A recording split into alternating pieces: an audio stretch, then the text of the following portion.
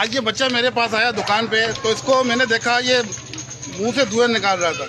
मैंने से पूछा तेरे मुंह में क्या है, तो इसने मुझे बताया एक बर्फ़ है। तो मैंने बोला ये कौन सी बर्फ़ है भाई कि जो इस तरीके से धुआं निकाल रही है।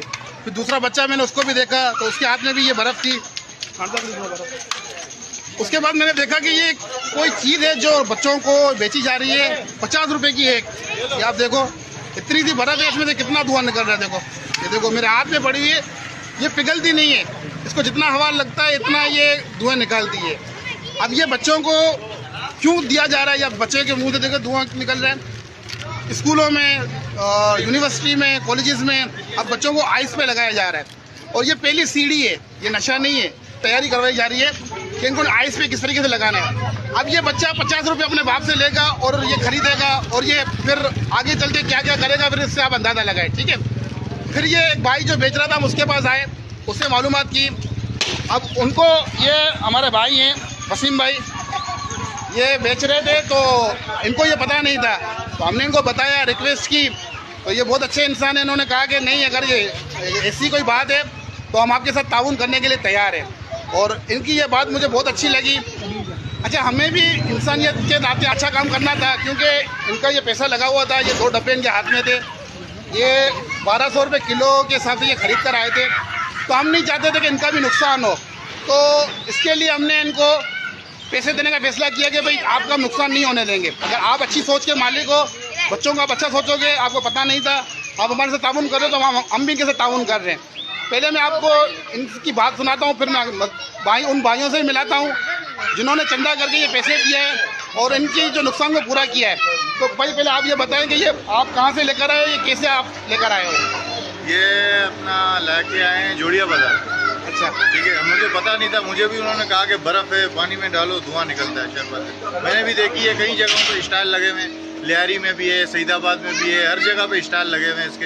ये शरबत बना के बेचते हैं, 50 रुपये का बेचते हैं, हम भी 50 का बेच रहे थे। मुझे नहीं पता ये क्या है। बहरहाल खैर बर्फ़ ही है, बहरहाल नज़र तो बर्फ़ ही आ रही है। अब आगे क्या है ये हमें नहीं पता, इसलिए हमने खत्म कर दिया। जावेद भाई ने बोला नहीं बेचो, हमने बंद कर दिया। हाँ, जावेद भाई ने हमें पैसे दे दिए। ठीक है, बहुत शुक्रिया। अच्छा, ये हम लोग सोशल मीडिया को इस्तेमाल करते हैं, हमें ये पता है कि ये मामला किस तरीके से शुरू की जाती है। ये पहली सीढ़ी है। इस तरीके की चीज़ बनाने का क्या मकसद है, आप मुझे बताएं।